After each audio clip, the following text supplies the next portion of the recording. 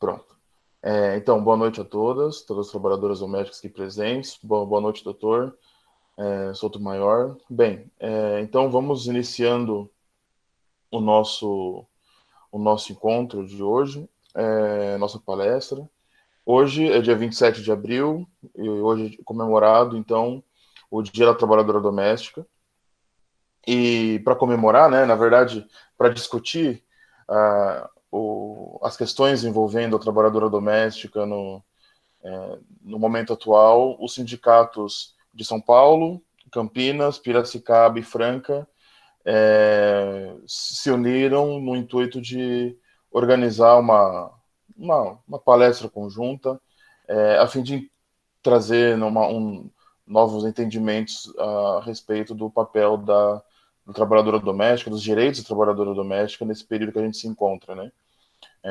Como a gente sabe, esse já é o segundo ano na qual a gente comemora o Dia da Trabalhadora Doméstica em meio à pandemia, e como a gente sabe, a pandemia trouxe consequências muito sérias, até posso dizer perversas, para a categoria.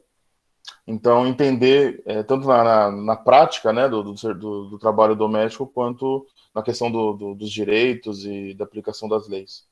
Então, entender como que isso está acontecendo, eu acho que é fundamental. Então, sejam todas bem-vindas. Eu gostaria de agradecer, mas eu vou agradecer muitas vezes a presença do Dr. Gil Souto-Maior aqui na nossa palestra, ele que é o nosso palestrante. Mas, primeiro, eu gostaria de passar a palavra para como posso dizer, para boa noite inicial para as presidentes dos 4 sindicatos aqui que estão envolvidos nessa palestra. Então, em ordem alfabética, eu gostaria de pedir primeiro para que a presidente do Sindicato de Trabalhadoras Domésticas de Campinas desse uma boa noite inicial, a presidente Aparecida Marcondes Oliveira, por favor. Boa noite a todos e a todas. É um prazer estar nessa organização e agradeço a vossa participação também. E vamos entender um pouco, né, novas formas, né, de vida aqui para frente, de passar essa pandemia, a gente vai aprendendo, vai perdendo, e boa palestra para nós. Obrigada. Bem, também gostaria de chamar a Rosa Maria Mota de Jesus, que é presidente do Sindicato de Franca. Por favor.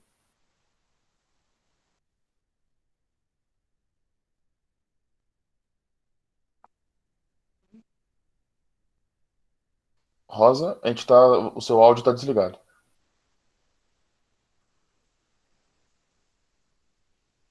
Acho que ela não me escuta. Acho que não. Rosa, o seu áudio está desligado. Tem que apertar o microfonezinho. É do lado esquerdo do telefone vermelho.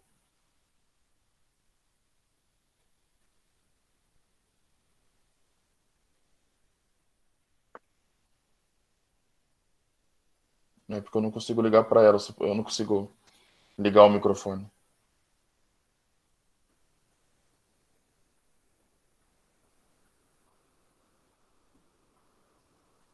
Bem, enquanto a Rosa tenta ligar o microfone, eu vou chamar então a Edilene Alves de Oliveira, que é presidente do Sindicato de Piracicaba. Por favor.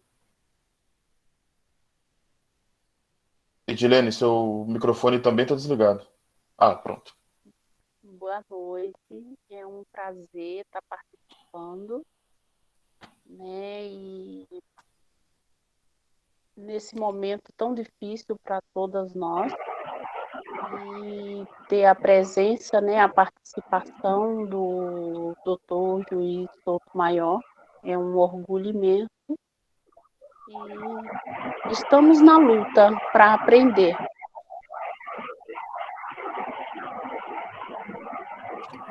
Obrigado, Edilene. Agora, Rosa, por favor, pode dar o seu boa noite inicial aqui na nossa... Boa noite a todos.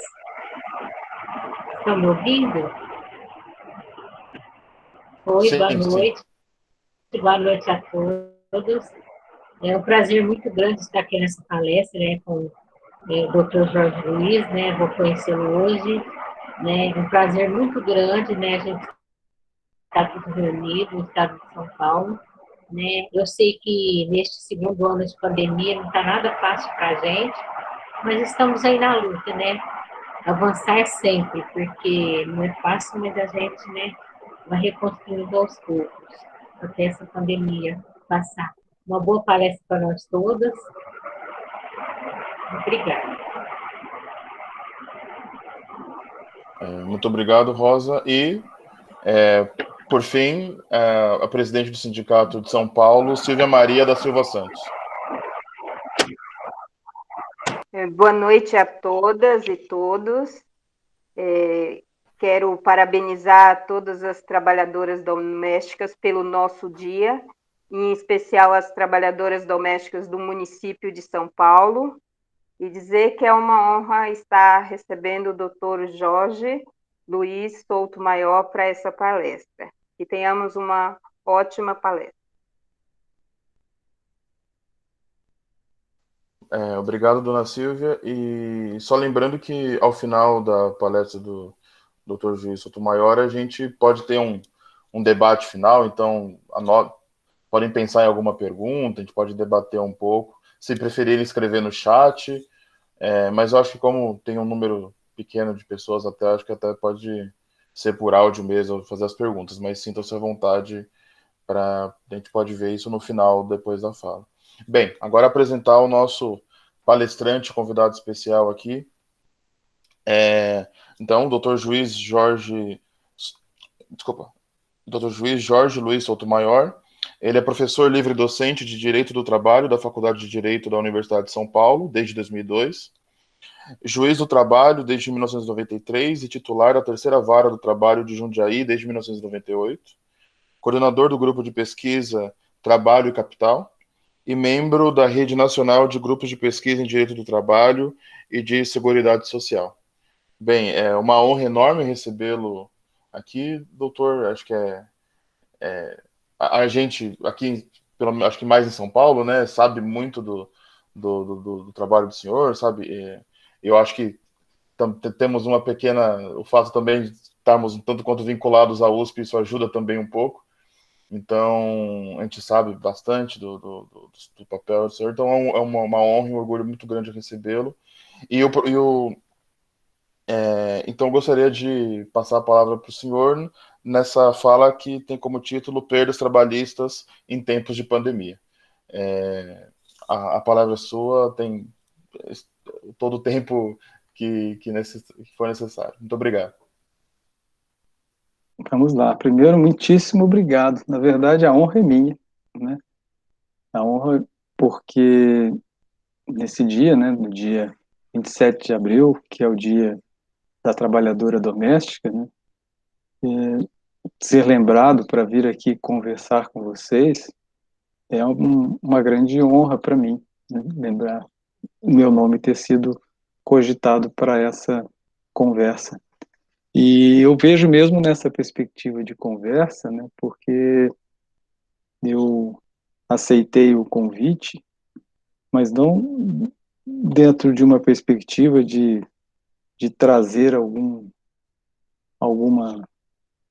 luz ou informações, conhecimento. Eu vim aprender e ao mesmo tempo ouvir, né? Quero ouvir muito também o que vocês têm a dizer e rever, né, pessoas conhecidas de longa data, né, conhecer novas, né, companheiras, enfim, para mim é um momento muito importante, né?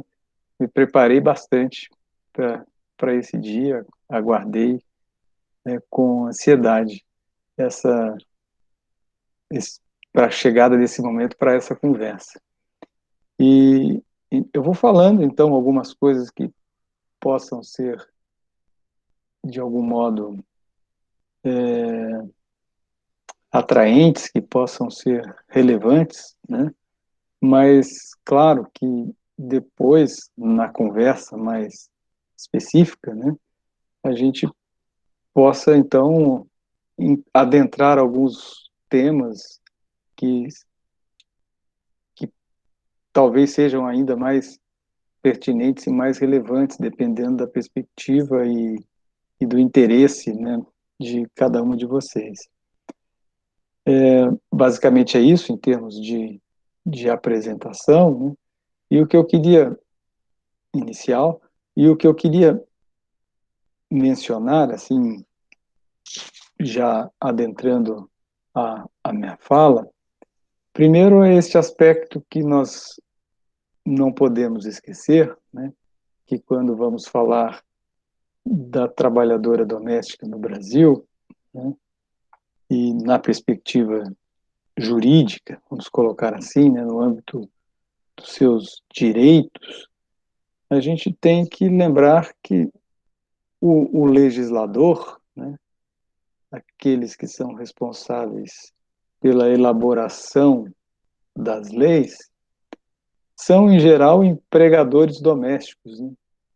Isso reflete bastante naquilo que nós vivenciamos ao longo da história do Brasil, na perspectiva, na consolidação dos direitos das trabalhadoras domésticas,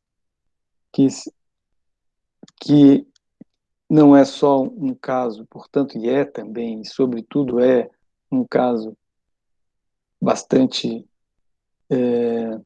grave, né, desse ponto de vista de uma exploração do trabalho sem limites, historicamente a gente pode dizer isso, que está interligado com muitas chagas sociais e culturais nacionais, sobretudo a escravidão, né, a questão racial, a questão do machismo, ou seja, há também uma carga muito forte, né, cultural que impede ou favorece, né, essa visão da trabalhadora doméstica numa perspectiva rebaixada no sentido dos seus direitos e da sua valorização.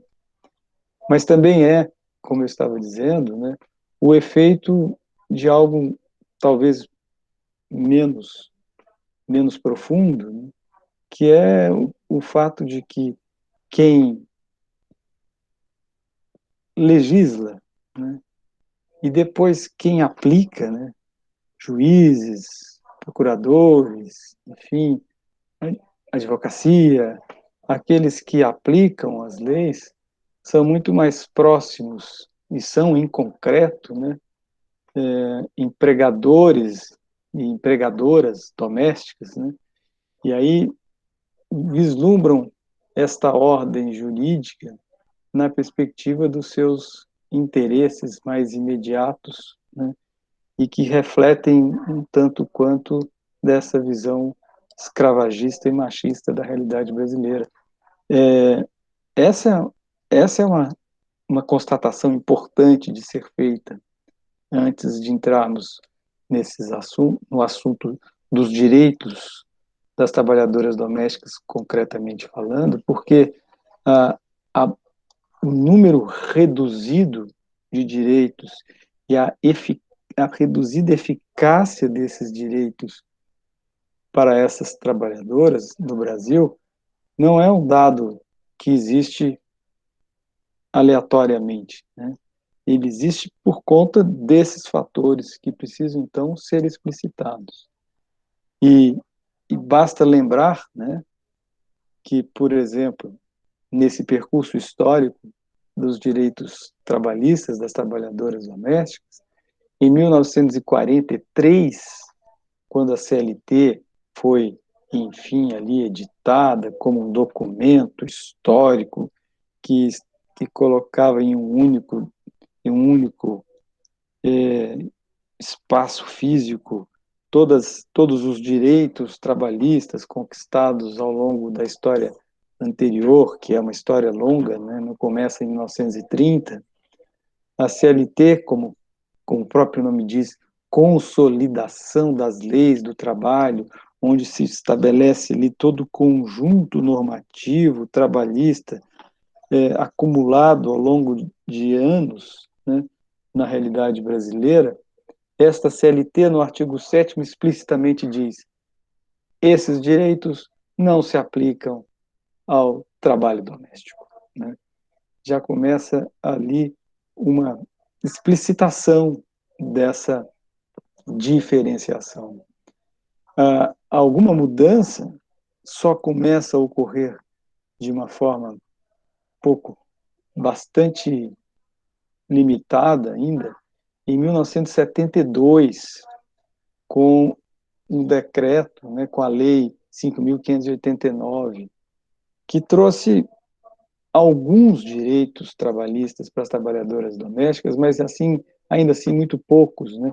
20 dias de férias, 20 dias úteis de férias, vale transporte, e algumas, digamos, alguns poucos, né, restritos direitos trabalhistas.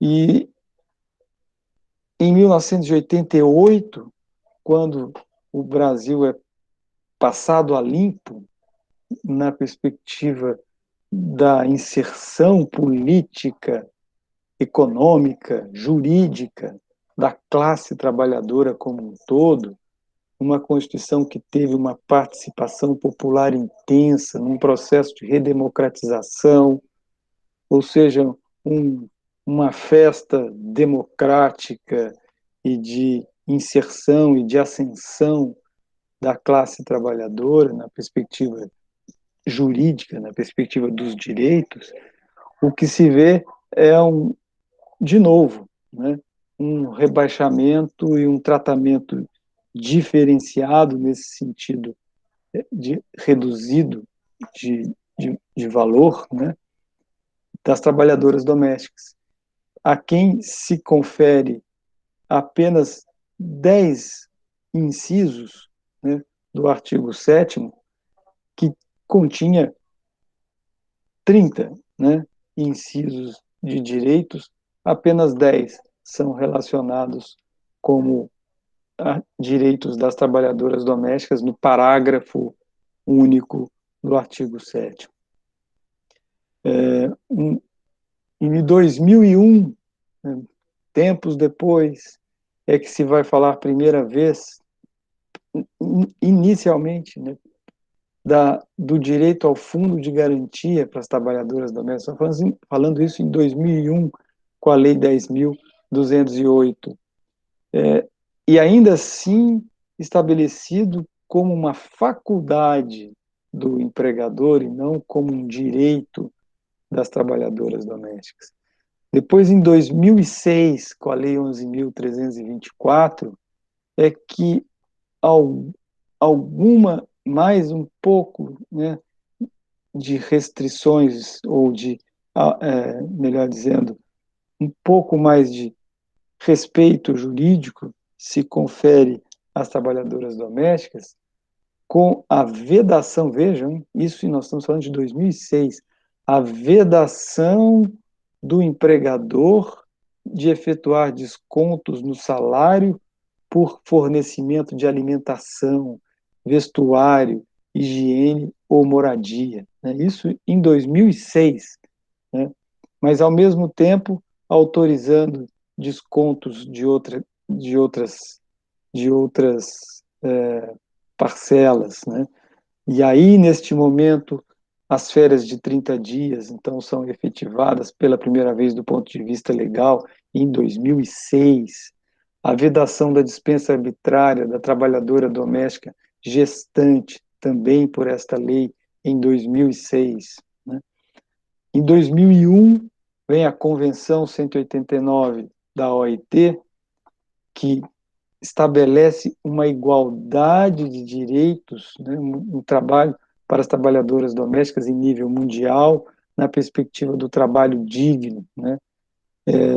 E este impulso da Convenção 158, da qual participaram, e é importante lembrar isso, né, movimentos sociais, movimentos trabalhistas de trabalhadoras domésticas, na realidade, sobretudo brasileiras, né, nessa implementação da Convenção 189, há um impulso para uma mudança neste tópico, nesta questão no Brasil, impulso que veio concretamente só em 2013, com a emenda constitucional 72, que disse explicitamente, né, que há uma igualdade de direitos entre trabalhadores em geral e trabalhadoras domésticas.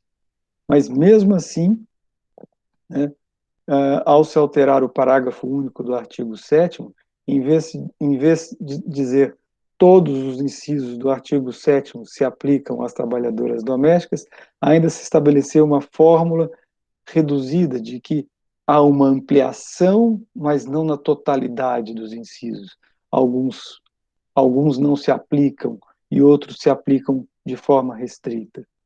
Esta emenda constitucional 72 foi alvo de muito ataque, de muita resistência na mídia, a classe dominante brasileira dizendo que ia, né, à bancarrota por causa de conferir direitos com integridade às trabalhadoras domésticas, e por conta dessa chiadeira toda, dessa resistência toda, adveio em 2015 uma lei complementar, né, número 150, que, complementando, né, a Constituição, a lei, a emenda constitucional, diminui ainda mais a potência, né, dessa igualdade de direitos e traz fórmulas, né, de flexibilização dos direitos que haviam sido conferidos na emenda constitucional número 72. E aí nós chegamos nessa situação, né, de hoje, em que ainda se tem uma visão, né, da relação de emprego doméstico com direitos reduzidos com relação ao emprego em geral, relações de emprego que são negadas na perspectiva da institucionalização da diarista, né, que não deixa de ser uma empregada, uma trabalhadora como outra qualquer, mas que não tem os mesmos direitos, nem aqueles pertinentes às trabalhadoras domésticas. E este é o retrato, digamos assim, jurídico que nós temos na realidade brasileira de 2021, né, até hoje, sem uma igualdade de direitos entre as trabalhadoras domésticas e os trabalhadores em geral. E todo o histórico cultural, né, digamos assim, se apresentou ainda de forma mais trágica nesse momento da pandemia, em que simplesmente se teve, né, uma situação ou de preservação da exploração do trabalho, né, das trabalhadoras domésticas em risco elevado à sua saúde, à sua vida, tanto que a primeira pessoa morta no Rio de Janeiro era uma trabalhadora doméstica, e curiosamente, se a gente procura na internet, nas notícias, né, sobre esse fato, eles não mencionam o nome, né, da trabalhadora falecida. Eu fiz essa pesquisa hoje aqui e tive uma dificuldade para encontrar. E não encontrei, né? Eu até tenho anotado isto, mas nas minhas anotações acabei que não achei. Mas é curiosíssimo, curiosíssimo não, revelador, completamente revelador este fato. E o que se tem como efeito, né, as pesquisas, né, demonstram que as trabalhadoras domésticas estão no grupo de pessoas mais atingidas, né, pela crise da Covid-19, no ponto de vista não só na perspectiva da saúde, mas atingidas também na perspectiva econômica, dado que já vivenciando uma lógica de precarização de direitos, né, e de organização, de dificuldade de organização sindical, né, nessa perspectiva, sobretudo, é importante dizer isso, histórica, né, nas dificuldades de organização de direitos trabalhistas, há uma resistência a reconhecer os sindicatos das trabalhadoras domésticas, há uma resistência a reconhecer as greves das trabalhadoras domésticas, em reconhecer as trabalhadoras domésticas como uma coletividade, né, organizada na luta jurídica legítima pelos seus direitos. Daí porque essa precarização, essa pulverização, essa falta de organização coletiva, não pela incompetência, mas pela não admissão institucional, né, fez com que mais de 1.200.000 trabalhadoras domésticas perdessem o emprego, né, em 2020.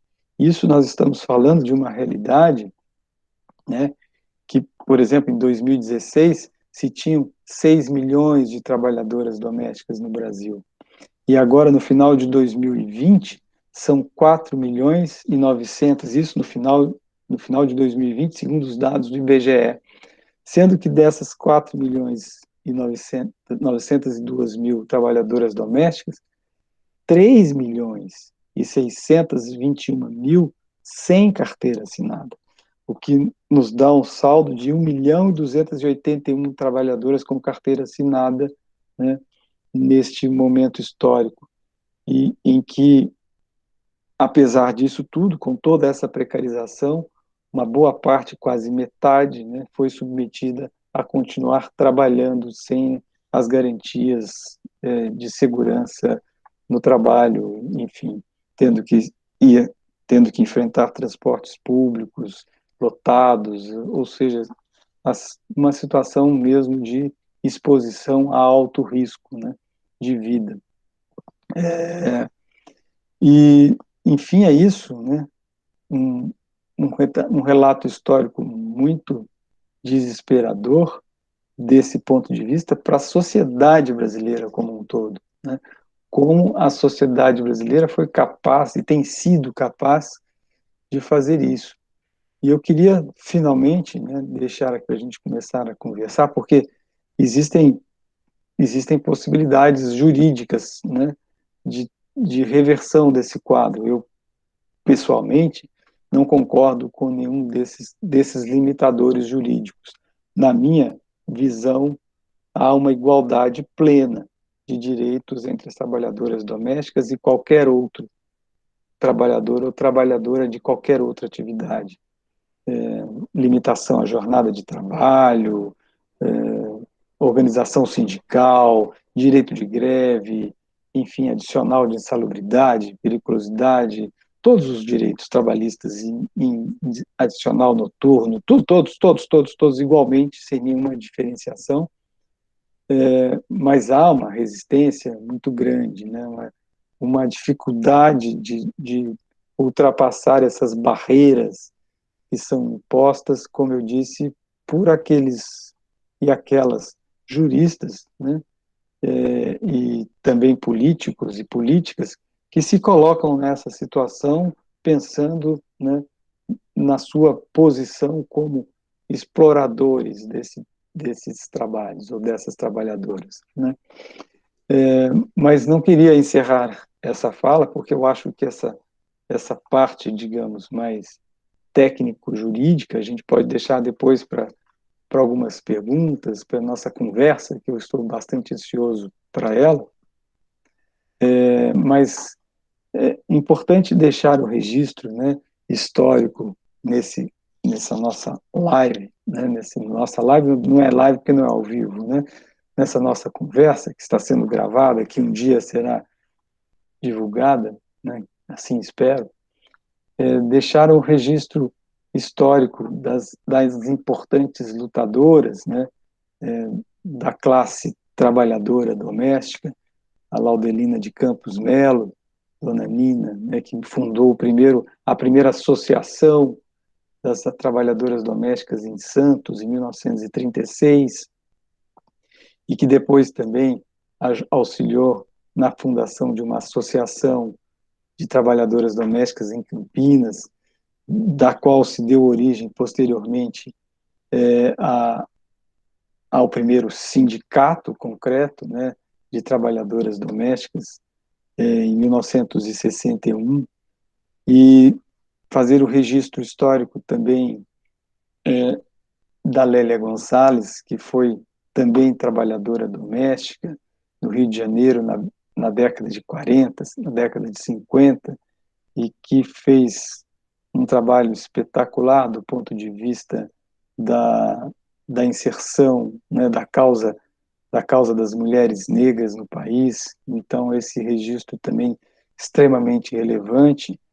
E já que estamos falando de direito do trabalho e das questões trabalhistas, também deixar o registro, né, da ministra do TST, que é a Adelaide, que foi trabalhadora doméstica, que também é uma pessoa muito engajada nas questões jurídicas trabalhistas. Mas esses relatos, né, são apenas do ponto de vista para fazer reconhecimentos históricos que não podem servir também como demonstração de exemplos de que as coisas no Brasil de fato melhoraram e que basta as pessoas se esforçarem que vão conseguir superar, né, as dificuldades. A história mostra o inverso disso, né, na realidade brasileira, o que mostra um caminho, né, muito muito muito muito muito doloroso, né, desse ponto de vista da ascensão dos direitos, e que não foi em momento algum de fato admitida na sociedade brasileira. No momento em que se conseguiu chegar a um patamar mínimo de equiparação do ponto de vista formal, hein? Jamais se está falando do ponto de vista da aplicação concreta das leis. Quando se chegou a essa equiparação formal, quase equiparação, nem isso se chegou, né, com a emenda constitucional número 72 em 2013, o que se viu na sequência foi um ataque muito forte, né, a esses direitos, como eu disse, representou no advento da Lei Complementar número 150 em 2015, e que refletiu de forma muito explícita e clara, né, no momento da pandemia, onde os piores sentimentos, os piores valores da sociedade brasileira se revelaram no que se refere à exploração e à forma como se lidou com as trabalhadoras domésticas, né? Lembrando também, né, de casos trágicos que acabaram ocorrendo neste momento histórico. Enfim, basicamente é isso, né? Eu não quero monopolizar a nossa conversa, trouxe alguns elementos que possam ser, digamos assim, possam ser estímulo para as nossas conversas,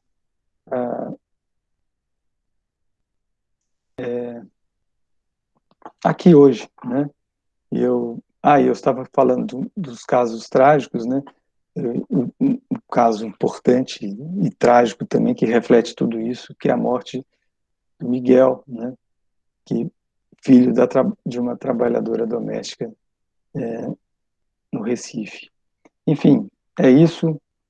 Acho que vocês também têm muitos casos para contar, para a gente falar sobre eles, muita realidade que eu queria, né, ouvir o que de, o que, o que de fato, né, como de fato, como, como vivenciaram este momento histórico da pandemia, como estão passando por ele. Acho que esse relato é um relato que pertence a vocês e que eu estou ansioso para ouvir, né? Mas sabendo de antemão, né, que do ponto de vista jurídico e pelos efeitos, né, vivenciados do ponto de vista dos dados estatísticos, né, foi uma realidade tem sido, né, uma realidade muito, muito ingrata, né, mas que a sociedade brasileira como um todo tem, é importante dizer isso, né, tem uma parcela não, tem toda a culpa, e isso precisa ser explicitado. Eu me insiro, né, nessa, nessa, nessa parcela de culpados, digamos assim, né? É isso que eu queria dizer, né? Enfim, não sei se temos muito que comemorar efetivamente, né?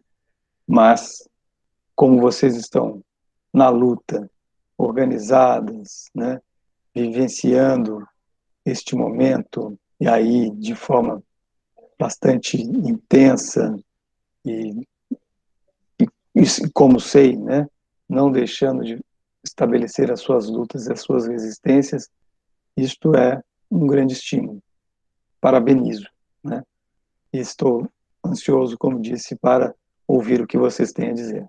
Espero ter trazido, portanto, alguma contribuição para a nossa conversa e, quem sabe, a gente consiga ter algumas ideias para mudar esse quadro, que não me parece ser um quadro que engrandeça a nação brasileira. Muito obrigado. Eu gostaria de agradecer muito a essa fala do juiz Sotomayor. Acho que deu esse panorama jurídico, né, da questão dessa longa trajetória, né, de luta das trabalhadoras domésticas em busca de, que é bem que isso que o doutor falou, né, de equiparação, né, quer dizer, é uma categoria como qualquer outra e merece ter os mesmos direitos, né. Então é uma luta por equiparação, nem é por direitos a mais, é por equiparação com as outras categorias. Então gostaria de agradecer muito a essa fala do Dr. Sotomayor, e agora, como bem disse o doutor Juiz, a gente está aberto para conversar, para perguntas, né? Se alguém tiver algum comentário, ou como mesmo foi dito, quiser fazer algum tipo de falar um pouco de alguma vivência que teve, algo específico da pandemia. Então a gente está aberto aqui. Se quiserem escrever no chat alguma coisa, ou quiserem levantar a mão e daí eu falar, acho que a gente pode seguir dessa forma. Terezinha? Boa noite. É um prazer ouvir o Jorge, né? Ele sempre, com essa calmaria dele, é muito bom para a gente, né? Eu sou uma admiradora do Jorge. E eu quero perguntar, assim, né? Com todas essas dificuldades que a gente está vivenciando em tempos de pandemia, então a gente sabe que a Covid tem uma série de sequelas, né?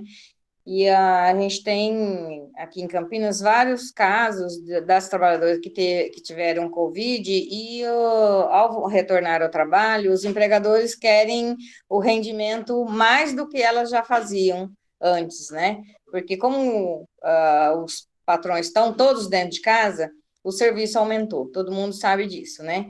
E aí a trabalhadora tem todas as fragilidades, né, de um retorno após a Covid, né? Então, eu queria saber se já chegou algum caso parecido para você, Jorge, nesse sentido, assim, de que deve ser garantido para a trabalhadora o tempo de 60 dias para ela recuperar. Então, ela tem que trabalhar no limite, né, possível dela, não que ser exigido que ela trabalhe mais do que ela já fazia. Obrigada. Muito bom. Eu respondo já ou depois? Como é que a gente prefere? Não sei se. Deixa eu ver. Se alguém tem alguma intervenção já agora? Acho que a Cínzia pode falar, e daí a gente junta umas duas ou três, e daí o senhor pode responder. Acho que pode ficar melhor assim. Tá bom. Assim? Olá, Cínzia. Olá, boa noite. Oi, Terezinha. Acabei de sair de um evento aqui de trabalhadora doméstica, de valorização do trabalho doméstico, e estava doida para entrar aqui para conversar com vocês também, para ouvir, na verdade. Mas, assim, a gente tem uma situação aqui em Salvador, que, embora não tenha tido nenhum decreto municipal, acho que na cidade da Bahia não me lembro de nenhum, que tenha colocado a atividade doméstica como essencial, mas por força do hábito e por um receio de perder o emprego, isso terminou sendo cobrado, né, das trabalhadoras, e a gente vê muita situação assim, de ausência da escola municipal, da escola estadual, não tem creche, e as trabalhadoras estão precisando, estão indo para o trabalho, estão correndo risco em ônibus, em transporte, em metrô, e não tem com quem deixar as filhas dela. Eu queria ouvir um pouco de vocês aí nos outros lugares, nas outras cidades, se a gente está enfrentando o mesmo tipo de problema, de que maneira o sindicato tem fortalecido aí a categoria para não se expor tanto, porque aqui está muito difícil, o sindicato não consegue nem abrir por conta da Covid, e as trabalhadoras têm medo, na verdade, e elas estão se contaminando. A gente ouviu aí um célebre caso de famosos aí na imprensa, de que, falando que se contaminou com a trabalhadora doméstica, né, numa live com a Regina Casé, que foi um vexame, foi um absurdo. Na verdade, a moça se contaminou, o filho dela se contaminou da trabalhadora, e o empregador, num evento aberto ao público na rede social, declarou que foi a cozinheira, foi a minha cozinheira que trouxe a Covid para a família. Então, assim, cozinheira de uma famosa artista brasileira e tal, foi uma coisa muito chata, muito ruim, e ela ficou constrangidíssima, ou seja, ela foi discriminada no bairro, essa cozinheira, essa trabalhadora, está discriminada no bairro dela, porque todo mundo fala, você trabalha para não sei quem, então ela ficou defendendo o patrão, criou uma situação muito desagradável. Enfim, vamos falar um pouquinho sobre essas situações aí que têm ocorrido nos outros lugares, e se isso tem batido na Justiça do Trabalho, porque aqui isso não chega na Justiça, eu sou advogado trabalhista, e eu não vejo essas questões chegarem na Justiça do Trabalho, o povo nem ousa ajuizar a ação falando sobre isso. No Ministério Público do Trabalho, a gente tem 4 inquéritos apenas, investigando, por exemplo, o trabalho análogo ao escravo, que tem também bastante aqui na Bahia. Você vê ainda bastante isso. E só temos 4 de 2021, que é muito pouco. É só isso que eu queria contribuir aí para a discussão. Muito obrigada. Shirley? Olá, boa noite. Meu sotaque é nordestino, mas eu não sou baiana, não, eu sou aqui de Sergipe. Boa noite, para mim é uma grande emoção estar aqui. Na verdade, eu quero mais ouvir essas mulheres maravilhosas, lutadoras, né, que são um exemplo para a gente. Eu sou professora do curso de Direito da Universidade Federal de Sergipe, e eu já estudo há muitos anos a categoria Trabalho Escravo Contemporâneo. E, para ser mais rápida, que eu quero mais mesmo ouvir, é justamente isso que a Cínzia Barreto colocou agora. Eu queria ouvir um pouco sobre essa questão desse resgate sobre as mulheres, as empregadas domésticas escravizadas, né? Como é que isso já conseguiu chegar na Justiça do Trabalho? Porque, assim, a gente estuda e se reúne, milita há muitos anos, né? E o trabalho escravo doméstico sempre foi invisibilizado. A gente teve no Brasil uma política, uma ação de ONGs e da própria Comissão Pastoral da Terra, que sempre focou mais na questão do trabalho rural, o que é compreensível. Mas, aqui em Sergipe, como no Nordeste, agora a gente está focando nossos estudos justamente para isso, a gente sempre teve a menina de criação, a gente sempre teve a figura, né, da empregada que não recebia, né, os seus direitos completamente, e agora está pipocando no Brasil todo a questão do cárcere privado de várias empregadas domésticas. E a gente teve agora... Então, eu queria saber, para ser mais objetiva, o que se colocava, quando a gente chegava nos órgãos públicos, que a gente questionava por que não havia uma política de fiscalização em relação às empregadas, o que se colocava sempre é que existia inviolabilidade de domicílio. Não era possível entrar nas casas, porque, né, enfim. Mas agora, a gente já teve lá em Minas Gerais, e está pipocando em vários estados, está se realizando essas fiscalizações, inclusive tem uma política específica em Minas Gerais hoje, dos auditores fiscais do trabalho para isso. Então, o que mudou? do ponto de vista de política pública em relação a isso? É possível essa fiscalização agora, né? Que a Constituição sempre relativizou essa inviolabilidade. Queria ouvir um pouco sobre isso, inclusive se as empregadas quiserem colocar também, acho que seria maravilhoso. Muito obrigada. Não sei se o doutor já quer reagir aos questionamentos agora, Posso. já tem uns 3 já. Posso, claro. Primeiro falar para a Terezinha, né? Uma honra ouvi-la. Né? Enfim, o caso que a Terezinha relata, né? Dessa exigência de maior ritmo de trabalho, é um dos aspectos, né, que reveladores daquilo que eu disse, como a pandemia está tirando o que as pessoas têm de pior, né? Ou seja, está estimulando alguns tipos de comportamento que são desprezíveis, né? Enfim, mas do ponto de vista jurídico, claro que você tem completa razão, né, de dizer que isso não poderia ocorrer, que há uma violação, várias violações de direitos aí nesse caso, mas como a Cínzia bem disse, né, são pouquíssimos os casos, e a Shirley também tocou nesse ponto, são pouquíssimos os casos de trabalhadoras domésticas submetidas a essas situações degradantes que chegam à Justiça do Trabalho, né? E não, são várias razões para isso, né?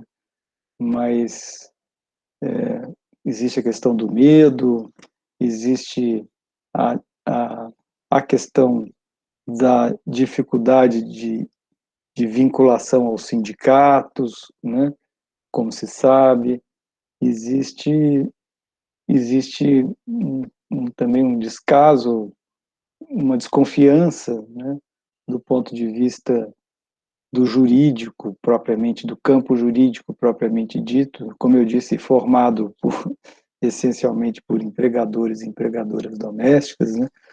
Então acaba que essas situações, eu, por exemplo, como estou no tribunal, então essas questões relativas à Covid só vão chegar lá para mim no tribunal se chegarem daqui a 2, 3 anos, né? Então eu não vou sentir nenhum reflexo disso agora imediatamente.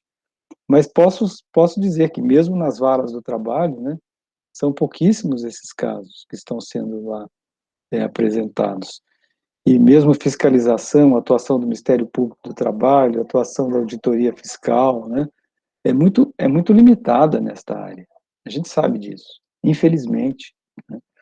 E acaba que essas agressões, né, essas que são agressões, né, essas violências, acabam ficando impunes, né, muitas vezes. E aí um ou outro caso chega na mídia, um ou outro caso a gente fala dele, mas é um ou outro, né? A quantidade é muito maior que essa, né? A gente sabe disso, infelizmente. Né? Agora, eu acho que mais a gente podia fazer aqui, eu propunha, né, se não agora ao final, né, de algumas proposições, né, de solução desses problemas. Eu tenho algumas ideias e queria ouvir as de vocês também, mas a gente ficar só lamentando acho que não vai dar, né? É um dia de luta também, né? Então, o que se pode fazer, o que podemos fazer, né, para um enfrentamento? Acho que é importante pensar nisso, que o enfrentamento não tem sido feito. A constatação é essa, né? Penso. Bom, era isso que eu queria dizer, eu não quero ficar monopolizando aqui a fala.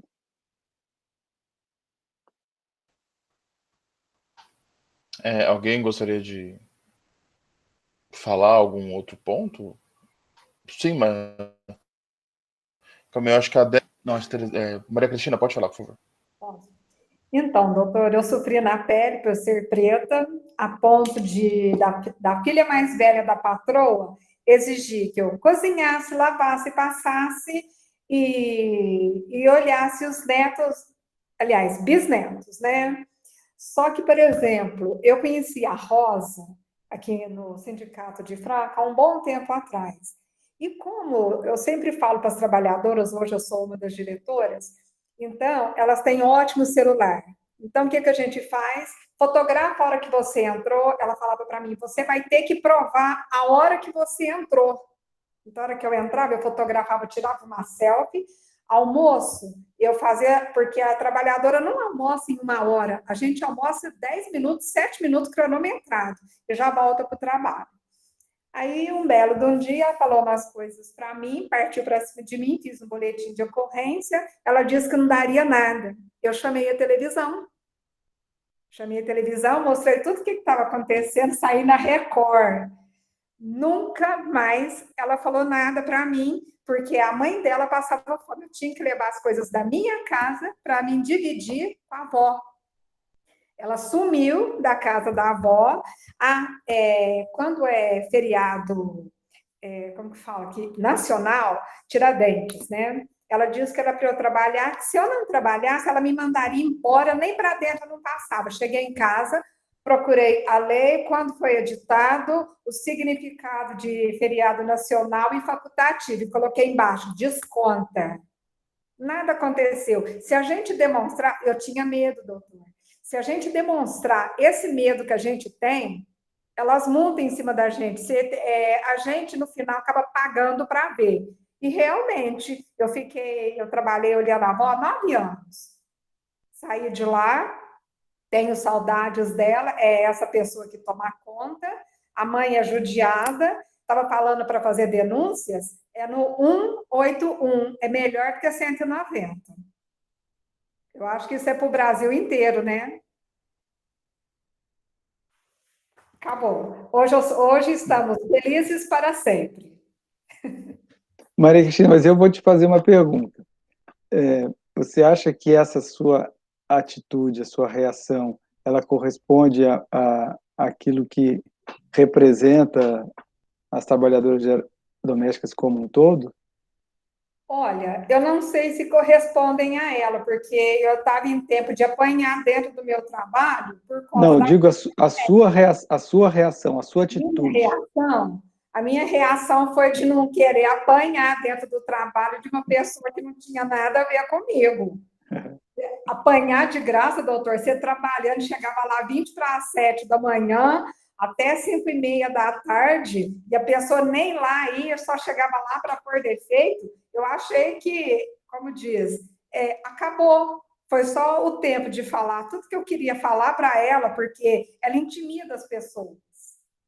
Ela tem, vamos supor, ela tem mania de falar assim, ai, sumiu alguma coisa, né? Ai, no guarda-roupa da mamãe sumiu isso, isso e isso. Eu falei, só um minutinho, porque o primeiro subdistrito é descendo aqui.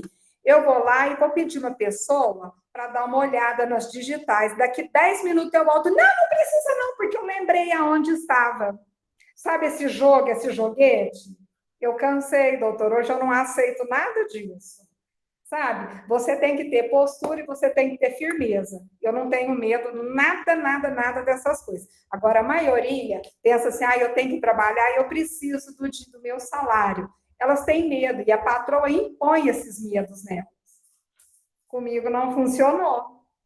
Ainda tiro foto com a Márcia Maria com o microfone na mão. Olha que chique.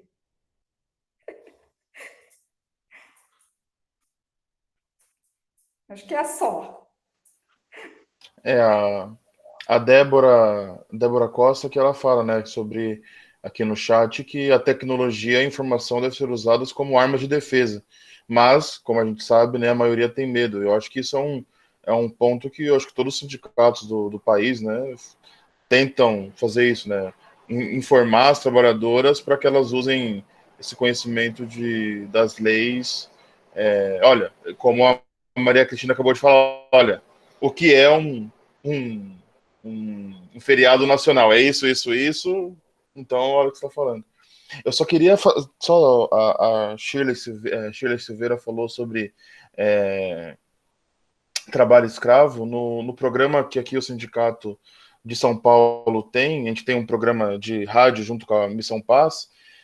No ano passado a gente conversou com uma auditora fiscal do trabalho, o nome dela é Lívia dos Santos Ferreira, e que ela comanda a é como se fosse não vou falar força-tarefa, porque essa questão força-tarefa é meio complicado, mas ela comanda o grupo dentro do Ministério Público aqui de São Paulo para questões de escravidão, e aqui do município. Então, e ela tem nessa conversa que a gente teve, ela constrói toda uma argumentação de como atacando justamente esse ponto de que da inviolabilidade do lar, né? Dela fala, não, se tem um trabalhador dentro do lar, esse lar pode ser verificado as condições de trabalho então do trabalhador. Quer dizer, ela constrói até chegar na parte da questão do trabalho escravo. Então, a gente tem esse canal no YouTube, né? Domésticas em Ação. Se você quiser então ver essa entrevista, já está lá. Eu acho que é bem interessante porque é isso, quer dizer, porque é sempre uma coisa que ficam jogando na cara, olha, não pode entrar no lar, então acontece tudo o que acontece com a trabalhadora doméstica. Então, acho que pode ser um começo, assim, uma ideia interessante. E sempre trazendo com essa ideia de direitos humanos, que eu acho que é um outro ponto que a gente pode até discutir mais tarde aqui na conversa. Mas, Cínzia, você quer comentar de novo? Assim que o esclarecimento sobre os direitos, assim, eu acho que não dá conta só disso, porque muitas trabalhadoras até sabem, mas elas não têm coragem, ou elas não, enfim, têm dificuldade de encontrar o caminho. A gente tem, por exemplo, concretamente aí nas ações civis públicas, algum dinheiro que é arrecadado pela Justiça do Trabalho que pode ser direcionado para algum tipo de programa educativo, alguma coisa mais forte, mais firme aí, para que o sindicato possa, talvez, ter mais apoio e mais fôlego. Na própria Superintendência Regional do Trabalho, as auditoras que a gente tem, uma Câmara de Trabalho, um eixo doméstico, elas falam que estamos organizando um observatório do trabalho doméstico para fazer as visitas nos condomínios, nas casas das pessoas. Agora, claro que é muito difícil, cidades enormes, uma diversidade muito grande também dentro das próprias cidades. A gente tem desigualdade no país, nas regiões, nos estados e nas cidades. Em cada cidade você tem muitos Brasis dentro de uma cidade, uma capital dessa do Brasil. Então, assim, mas de qualquer modo tem que começar. E as pessoas precisam ser encorajadas a fazer as denúncias. Até um vizinho, um porteiro, mas isso aí precisa ter um movimento. Se não tiver esse movimento assim, de mais abertura, as pessoas não vão fazer. E o que a colega falou aí sobre prova, Maria Cristina, fiquei encantada, adorei.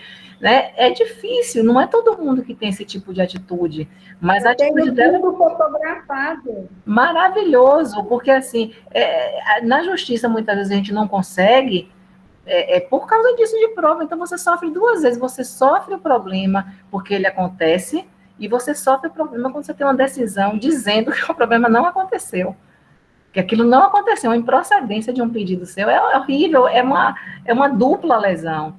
Então, assim, as pessoas precisam aprender a fazer registros também, que não é uma coisa fácil, e não é todo mundo que é esclarecido, nem todo mundo que tem também atitude. A atitude é um desafio, aí cavar essa atitude. É isso.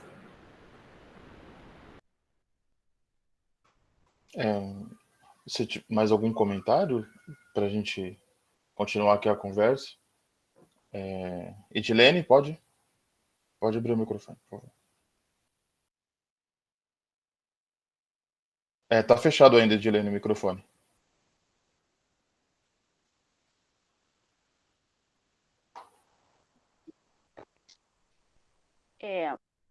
No momento que estamos, assim, as coisas estão bem mais complicado, né? Eu tenho uma prima em Ribeirão Preto que ela está levando a criança para o trabalho. Outro caso que a gente tem acompanhado muito dentro do sindicato e eu falo com bastante trabalhadoras, O ano passado, quando o governo afastou, né, deu um benefício para a trabalhadora ficar em casa, tem vários casos assim, que o patrão colocou para o governo pagar, mas a trabalhadora ficou trabalhando, ele não liberou a trabalhadora em casa, porque o benefício era para que a trabalhadora ficasse em casa. E ele colocou para o governo para pagar, mas a trabalhadora ficou indo trabalhar. Aconteceu com a minha prima em Ribeirão Preto, com outra moça no mesmo condomínio que ela, e muitas outras. Ouvi muitos relatos de muitas trabalhadoras. E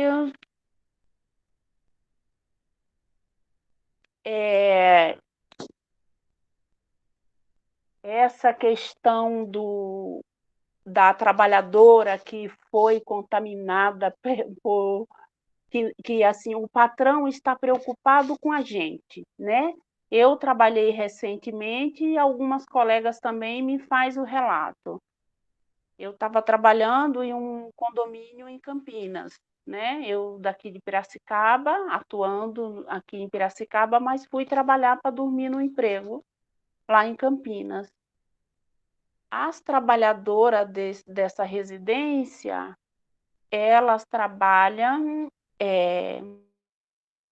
de domingo a domingo, não tem hora, só tem hora de entrar. O horário delas entrar é 7 horas às 2, e elas não têm hora de sair, sai a hora que dá. O filho na residência pegou o Covid, foi testado positivo. A gente não testou a gente, não fez teste, não deu máscara. E as meninas, eu dormia no local. E as meninas que iam e vinham, elas tinham que trabalhar de máscara o dia todo para que não contaminasse os patrões. Né? Eu tenho 2 colegas também que trabalham numa residência da pessoa mais influente do país, que eu também não posso estar falando o nome, né, das pessoas aqui, e elas trabalham 10 dias e ficam em casa 10 dias. Mas quando elas têm que usar máscara o tempo todo, mas os patrões não usam. Então, assim, eles não estão preocupados com a gente, eles estão, nós que pode levar. Isso é imoral, a situação do momento. Aqui em Piracicaba, a situação da trabalhadora aqui em Piracicaba é a nível de Nordeste, que eu sou baiana, né? Eu já trabalhei em Salvador há mais de 30 anos atrás, eu fui escravizada no Corredor da Vitória muito, e então eu vim embora para São Paulo, trabalhei no Rio, rodei por aí tudo, e hoje eu estou aqui em Piracicaba. Mas a situação de Piracicaba é grave. A trabalhadora, a maioria das trabalhadoras, né? A nossa situação é assim, porque a trabalhadora doméstica, ela não acredita no que uma empregada, uma mulher negra fala, entendeu? O que o patrão fala é que está certo. Eu falo isso e isso, não. O meu patrão disse que é isso. Então, é muito difícil. Acho que é isso que eu tenho que falar. Eu falo demais, vou parar por aqui, porque tem muita coisa. Mas Piracicaba é muito crítico, é muita trabalhadora pedindo cesta básica. Nós estamos com uma trabalhadora que foi mandada embora na pandemia o ano passado. Ela não teve mais condição de pagar o aluguel. Ela está morando num barraco de madeirite. Como choveu muito, a gente está arrecadando dinheiro para comprar folha de madeirite para ela, porque ela está a risco das madeiras cair em cima dela. Então, é muito complicado. Vou parar por aqui, é isso.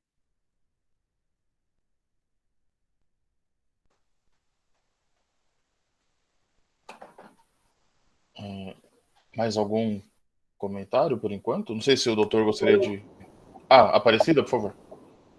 Eu acho que toda essa questão da pandemia ainda aumenta a questão, se esconde, né? Então, né, por exemplo, no caso agora, tudo virtual, online, aí o que afeta mais, assim, que nem, por exemplo, que aparece, quando a trabalhadora tem um dia de atestado, 2 dias de atestado, eles estão com essa coisa é o INSS desde o primeiro dia.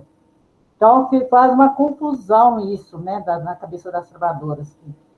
Então, a gente tem que bater firme, não sei o que o doutor acha, o Jorge, né, sobre isso, que é uma lei confusa, porque o INSS, tanto quem está com Covid, geralmente não passa mais que 15 dias de atestado.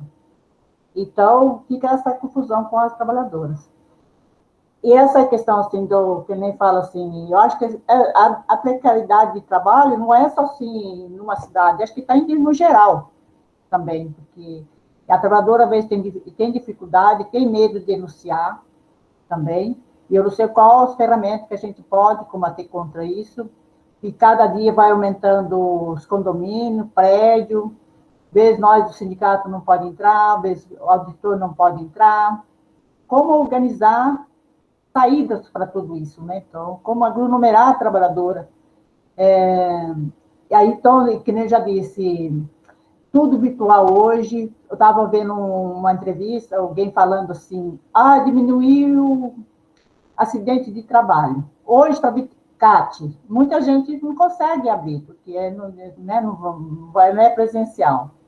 Então, a trabalhadora doméstica também, no caso, mais ainda, porque a gente mal e mal sabe mexer no WhatsApp, receber ligação e pronto, né? E qual as dificuldades para a gente ter esse acesso na justiça, nas políticas sociais, né? Então, ter a orientação. Outra coisa que, às vezes, muitas de nós, trabalhadores, não têm as informações, quais os direitos, dos deveres a gente sabe, mas as informações de direito a gente não sabe, não tem essa informação. Então, é isso, acho que a gente tem que sair alguma proposta, junto nós, por exemplo, sindicatos nossos aqui, os 3, 4, Estado de São Paulo, quais são as saídas, né, para a gente estar se fortalecendo. É isso que eu tenho que falar. Doutor, se eu quiser reagir um pouco, eu acho que teve bastante, deu uma rodada boa aqui dos pessoal, com muitas falas aqui. Eu só queria fazer se o senhor me permitir, pegar um gancho do que a Cínzia falou, para perguntar qual que é o papel dos juízes nessa melhora da vida do trabalhador doméstico, assim, da questão dos direitos, quer dizer, como a Cínzia falou, quer dizer, e a Maria Cristina também, quer dizer, tudo tem que ser provado, então quando você não tem provas, seu processo já apresenta uma dificuldade, quer dizer, será que eu acho que volta e meia a gente encontra algum juiz ou algum outro advogado, também muitos advogados da parte do empregador que, sei lá, não sabe que tem lei complementar, acha que o trabalho doméstico sabe, ainda existem coisas assim, né, de parte do âmbito jurídico, assim, que desconhece a lei ou que não adapta aquilo para uma condição da trabalhadora, quer dizer, não tem ponto para mostrar, não tem, daí é obrigado a fazer como uma coisa que a Maria Cristina fazendo, tirar fotos para provar o horário que chegou, quer dizer, qual é o tipo de adaptação dos próprios magistrados, assim, para entender e aplicar a lei de uma forma mais justa, vamos dizer assim, para a própria trabalhadora. Acho que só pegando um gancho um pouco do que a Cínzia falou. Nós estamos vivendo um momento que eu penso, um momento de muito... Tem que tomar muito cuidado com as palavras também, tá vendo? Olha o momento como é que é, né? Porque há uma espécie de retrocesso até, do ponto de vista de a gente estabeleceu algum nível de evolução, de compreensão humana, muito longe do ideal, né? Nós estamos saindo do buraco, né? E estamos retornando de uma forma muito violenta, muito acelerada, né? De tal modo que é muito mais importante pensar na organização propriamente dita das trabalhadoras e trabalhadoras para atitudes como a da Maria, né? Difundir isso, reforçar isto, dar apoio para que essas pessoas reajam, porque são pessoas que têm coragem, né? São pessoas que têm brio, são pessoas que têm o que dizer, o que falar, né? Mas precisam de estímulo só, nem precisam de muita coisa, né? Talvez isso. Porque ficar acreditando que a magistratura trabalhista, os juízes trabalhistas vão mudar sua postura para ampliar direitos trabalhistas das trabalhadoras domésticas, não vão. Neste momento histórico, estão mais no sentido de reversão dos direitos do que de ampliação, né? Tiveram até alguma chance em algum momento histórico aí de fazer este papel, mas não fizeram, né? Do ponto de vista das trabalhadoras domésticas, a jurisprudência sempre foi restritiva, né? E eu brigava muito e continuo brigando, né? Tem um caso outro dia que eu peguei, são poucos os casos, a gente tem que pensar nisso também, né? A judicialização é muito pequena, mas um caso parecido como esse relatado pela Maria Cristina. A empregadora acusou a trabalhadora doméstica de furto, né? E ela, por consequência, foi dispensada por justa causa, né? O trabalhador entrou na ação na justiça para reverter a justa causa, mas nesse meio tempo, no processo criminal, a trabalhadora foi condenada no processo criminal pelo furto. E aí você olha a decisão do juiz, não do trabalho, mas do juiz civil, né, criminal, disse assim: não tem prova de que a trabalhadora furtou, sei lá se era um anel, qualquer coisa, não sei. Não há provas. E a trabalhadora explicitamente disse que não foi ela. Mas a patroa disse que foi. E a patroa não teria por que mentir. Então eu acredito na palavra da patroa e condenou criminalmente, sem prova, né? Essas coisas que nós estamos falando aí, né? O Lula foi preso sem prova, sem um processo regular, e de fato foi, né? Sem um processo regular, com um juiz suspeito, tudo isso, né? Bom, mas o que se faz por aí, né, em processos dessa natureza, com pessoas como as trabalhadoras domésticas, é incrível, né? E aí, por conta disso, o juiz manteve a justa causa. Eu falei, não, eu consegui reverter essa justa causa, eu consegui reverter. Eu falei assim, não, escuta, tudo bem, vocês podem pensar o que vocês quiserem, né? Vocês podem ter os preconceitos que vocês quiserem, não vou mudar a cabeça de vocês. Mas juridicamente não tem prova. E se não tem prova, não pode condenar. Pronto, acabou. Vai resolver o problema dos seus preconceitos em outro âmbito, né? Sei lá, na terapia, ou sei lá o quê, né? Mas usar isto, né, do ponto de vista processual, não vai usar. Mas então é nesse nível, né, que se faz. E aí a dificuldade da prova é imensa, como disse Cínzia, né, a não ser que se fizesse como a Maria, tira foto, faz tudo, tem, mas é capaz deles falarem assim, não serve como prova porque foi uma prova feita, não é uma prova bilateral, uma prova feita pela própria pessoa, e vai achar um argumento para negar a validade da prova, o que não quer dizer que não se deva fazer, não. Tem que fazer, né? Colher as provas, os mecanismos, mas o que eu quero dizer é, não é que isso não deva ser feito e que não se deva buscar a justiça, né, para pleitear os seus direitos. Mas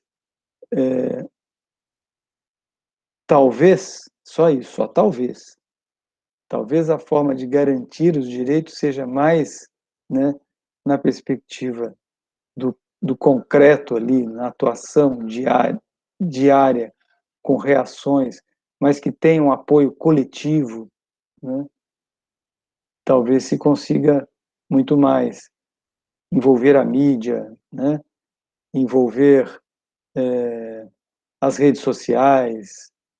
Existem mecanismos, né, que precisam essas denúncias.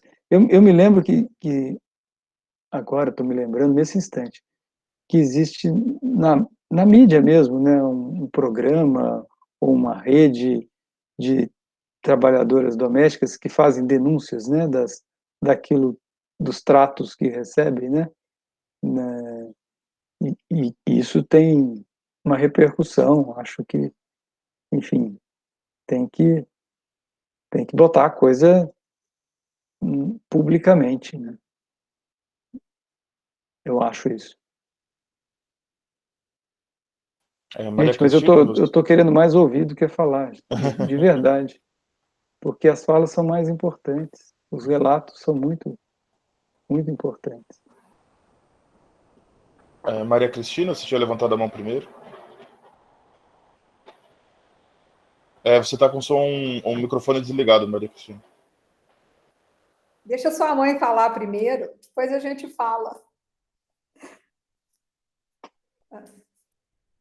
Tá bom, dona Zenilda? O microfone, dona Zenilda? Microfone, isso. Eu sou a mãe. Boa noite. Doutor, o senhor não tem ideia a honra de estar aqui hoje com o senhor. Se nós tivéssemos mais juízes com o pensamento do senhor, a categoria de trabalhadora doméstica teria sofrido bem menos.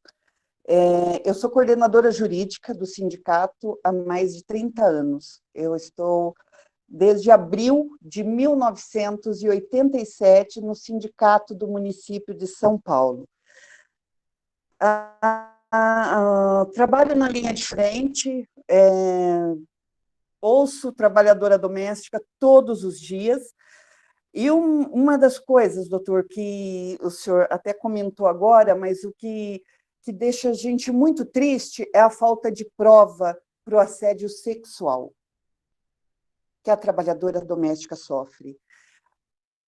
Porque quando elas chegam no sindicato, elas já chegam arrasadas, aí a gente pede para ir para a delegacia para fazer o boletim, elas são discriminadas na delegacia, fazem gracinha, pergunta que roupa que ela estava, mas como que foi, sabe? Deixa elas terrivelmente desconfortável.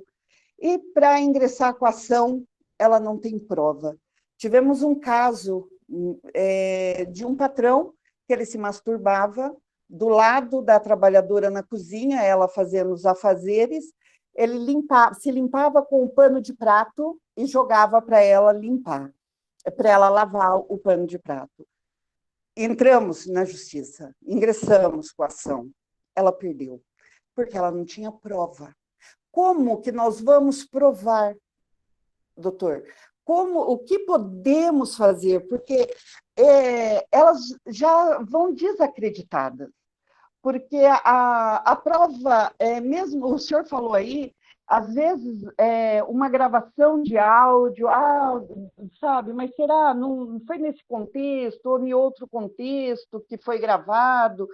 Então, essa é uma situação que nos aflige demais aqui no sindicato do município de São Paulo. Queria uma forma, eu, Zenilda, digo para elas assim, não tem prova, quando ele fizer isso, sai gritando. Grita para o porteiro, grita para o vizinho, abre a porta, faz escândalo, aí ainda ela vai ser processada porque ela fez isso, né, sem prova. Então, é uma situação muito difícil para a trabalhadora doméstica nesse âmbito de provas, de provas. E um outro caso que eu queria contar para o doutor, a semana passada eu não sou advogada, né? Sou de uma família de advogado, né? Meu marido, minha filha. O que aconteceu? Estou assistindo uma audiência de uma trabalhadora que ela está trabalhando, ela começou a trabalhar, doutor, em 1979. Ela trabalhou a vida inteira. Ela saiu agora em março porque ela ficou surda. Ela perdeu a audição e foi demitida. Ingressamos com a ação no dia da audiência. A juíza disse para o advogado, eu estava assistindo a audiência, a gente está pedindo vínculo, e a juíza virou e disse para o advogado do sindicato, que isso, doutor? Muitos anos para a empregadora pagar de INSS, isso é um absurdo. E queria forçando um acordo. E eu, não, porque ela precisava do vínculo para poder se aposentar. E, para minha surpresa, e aconteceu hoje, para minha surpresa, não aceitamos o acordo, o advogado não aceitou, fomos em frente, hoje saiu a sentença, e ela deu o vínculo. Deu porque nós tínhamos prova, né? A gente tinha prova que ela trabalhou. Então, é muito difícil nessa situação. Quando o juiz também fala, tá bom para a trabalhadora, nossa, o pedido dela é 40 mil e o juiz diz, a patroa oferece 10 mil, o juiz fala, mas está bom para a trabalhadora. Não, não está bom. Ela trabalhou, ela tem o direito, ela tem as horas extras dela, ela fez o trabalho dela. Então, é uma situação muito difícil. A gente não pode desacreditar, né? Porque a única forma também que nós temos é ingressar com uma ação, é brigar para que seja, que ela tenha seus direitos garantidos. Foi feita uma pergunta, falada, não me lembro, Cristina, não, eu vou responder para o senhor desses 34 anos na linha de frente atendendo trabalhadora doméstica. Nem todas. Aliás, acho que mais da metade não tem a atitude que a Cristina tem, porque elas têm medo do patrão. Elas são inferiores ao patrão. Então, elas não vão falar que elas têm direito, elas não vão falar, olha, o senhor não pode fazer isso comigo. Isso que a Cristina fez, de tirar foto, isso, nós fazemos esse trabalho no sindicato com as trabalhadoras. Você pode falar, você tem que falar, sabe? Você é uma profissional, se tiver errado, você tem que falar sim, mas não é a maioria, doutor. A maioria abaixa a cabeça e aceita o que o patrão fala. Tá? Então, eu queria que o senhor nos ajudasse uma forma que a gente pudesse, principalmente para o assédio sexual. Uma forma, não sei, mas que a gente pudesse fazer algo por elas, porque existe. Doutor, existe muito ainda na casa dos patrões o assédio sexual. Eles acham no direito que eles podem tocar nelas, eles têm esse direito, eles acham no direito de falar coisas absurdas para elas, é um direito deles, eles se acham nesse direito. Então, eu adoraria ouvir do senhor o que nós podemos fazer mais do que incentivá-la, falar, não existe, vamos, fez isso, ou faça um escândalo, ou conta para todo mundo no prédio, ou... Por quê? Ingressar, doutor Jorge, sem ter provas, ela vai perder. E ainda fica pior ainda a situação para ela. Obrigada. Estou muito honrada de estar aqui ouvindo o doutor. Obrigado, dona Zunilda. Edilene levantou a mão. Edilene, pode ter a palavra. Eu queria perguntar para o senhor juiz qual a diferença que tem né? Porque a minha colega a Eliette aqui, a Zenilda sabe, a Eliette usa a frase escravidão moderna, né? Qual a diferença que tem do feitor na carreira de café e nós trabalhando com uma câmera 24 horas em volta da gente, né? Qual a diferença no século XVI, desculpa a palavra, mas a lata de cocô na cabeça, e hoje muitas trabalhadoras relatam, e eu relato também, que a maioria dos patrões hoje não dá descarga no banheiro. Então, eles fazem a necessidade e deixam lá para a gente dar descarga. Qual é a diferença que tem, né? De carregar uma lata de cocô, como o pessoal carregava no século XVI, e hoje a gente dando descarga em banheiro de bacana. Era isso que eu queria relatar.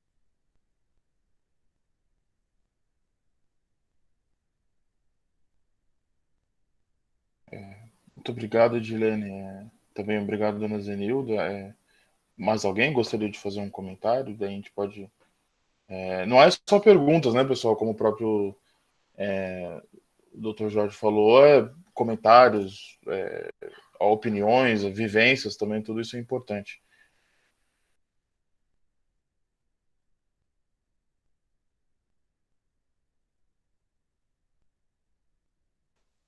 Se não, acho que por enquanto não tem. Não sei se o doutor, o senhor poderia ter a palavra, assim, a gente está trazendo bastante o senhor, porque afinal dos contos, acho que o pessoal está querendo muito ouvir o senhor nessas questões todas, né? Vamos falando, sem problema. O como fazer é sempre difícil, né, Zenilda? Não há uma solução mágica, mas é preciso bolar, né? Ou seja, é preciso forjar a situação de algum modo, com o celular escondido, né? O celular, como alguém colocou aqui, a tecnologia pode ser usada, né, a nosso favor, né? Mas claro que são dois problemas, como você bem disse.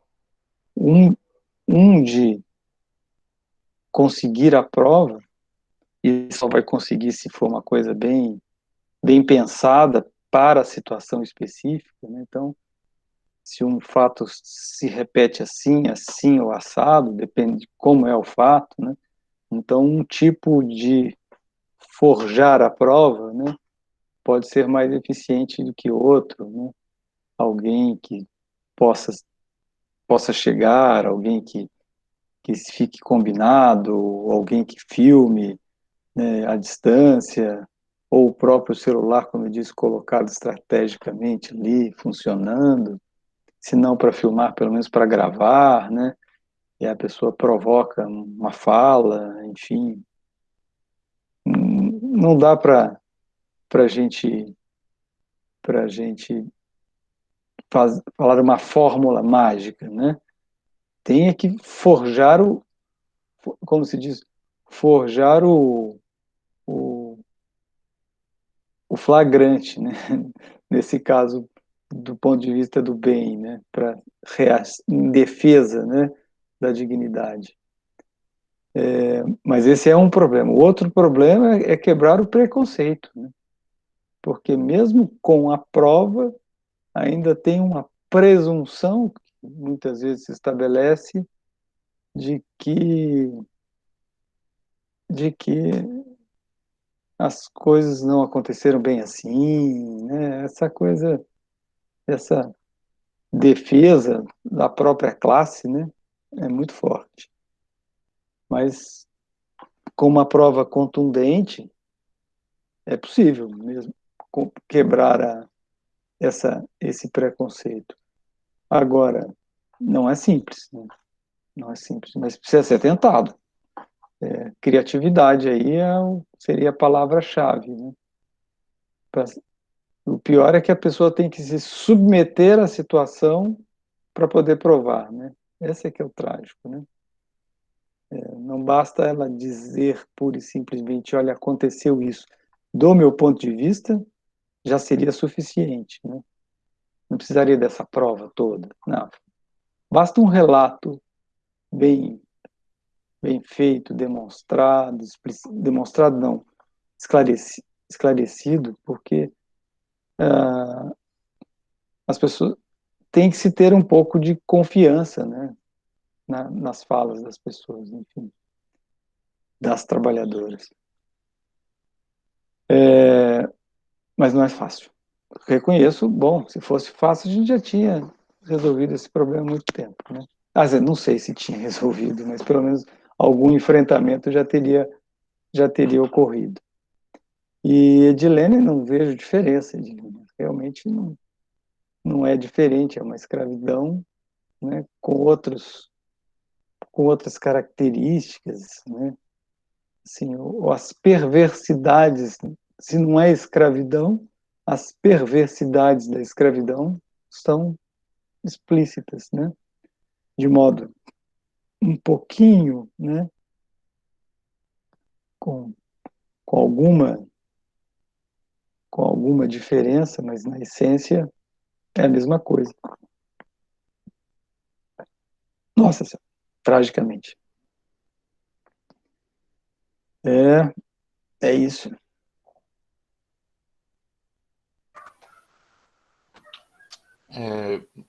Pessoal, mais algum comentário, alguma reação aqui das pessoas?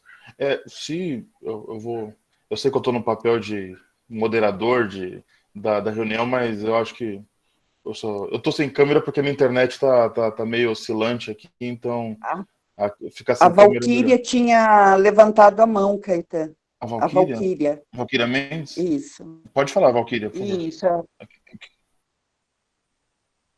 Valquíria?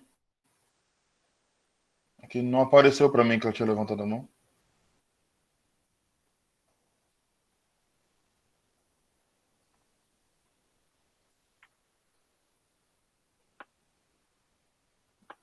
Valquíria?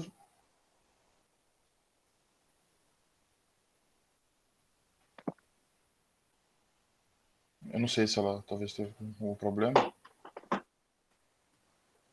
Oi. Pronto, Valquíria. Oi. Oi, a palavra é sua. Não, eu que toquei no botão aqui, mas não levantei, não. Eu só estou aqui prestando atenção nesses relatos, assim, estou meio até sem ação, sem palavras. Não levantei, não, foi engano meu. Tudo bem. Edilene, então, acho que gostaria de falar mais alguma coisa mais? É rápido, vou falar rápido. Eu quero falar para todas as trabalhadoras que nós temos aconselhado as trabalhadoras que a gente fala, que quando acontecer essa coisa dela chegar no trabalho para limpar o banheiro e os patrões deixou a herança lá, que elas limpem em volta, feche o banheiro, feche a tampa do vaso e deixe o que aconteceu comigo, não dou descarga, deixa o banheiro tampadinho, quando ele voltar, que ele abrir, ele vai dar de cara com o que ele deixou lá. E tem funcionado, funcionou comigo, funcionou com a Eliette, e eu espero e tenho falado com outras trabalhadoras que elas não têm coragem de fazer isso, mas o certo é fazer isso. Limpa, arruma tudo o banheiro, deixa bonitinho, tampa e deixa lá. É isso. Obrigado, Edilene. Cada um que cuide do seu cocô, não é isso? Exatamente. Terezinha, por favor. Então, algumas saídas que eu acho que a gente tem que pensar, né, assim, com uma perspectiva de futuro mesmo, né? Acho que a gente já avançou, embora nesse período de pandemia a gente perdeu muito, mas ao longo dos 80 e tantos anos de luta, eu acho que a gente conquistou várias coisas. E uma das coisas que a gente teve como conquista, né, e acho que o que falta é mais propagar, é a questão de que a gente tem que estar junto, né?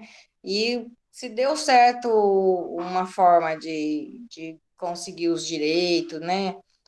No dia a dia mesmo, às vezes no grito, no sindicato aqui de Campinas, a gente consegue mesmo os acordos, né? É no grito, porque os advogados, né, uma grande maioria dos advogados, eles já chegam lá no sindicato achando que é Deus. E aí a gente fala, tá bom, então tu é Deus e nós somos os demônios. E aí a gente garante no grito, e até no caso de assédio moral, sexual, a gente tem conseguido alguns casos de demissão motivada, né? Mas isso é no grito. Então, acho que é uma das coisas que a gente tem que propagar. Eu acho que o movimento ele tem que se fortalecer, as companheiras têm que entender, né, que elas não são uma peça naquela casa, mas sim elas são uma profissional, né? E aí, quando você se comporta como profissional, você garante, né, que o outro lado te respeite enquanto profissional, porque ele também é um profissional, né, em qualquer outro lugar. Então, acho que a gente tem conseguido isso. Eu quero aproveitar, como vai ser propagada essa palestra depois, né, que assim, o Estado de São Paulo, ele é pioneiro na questão da convenção coletiva. Né, não existe convenção coletiva em nenhum outro estado, né? O estado de São Paulo é que tem as convenção coletiva, e nós aqui de Campinas, né, assinamos a convenção nesse ano, né? O ano passado a gente assinou, mas já foi por poucos meses, agora assinou para esse ano, né? Tem a validade, aí, claro que a gente tem alguns limitadores ainda, né, de divulgação, mas é um passo enorme, porque por mais ruim que seja uma convenção coletiva, tem alguns parâmetros lá que os advogados e os juízes não podem negar, né?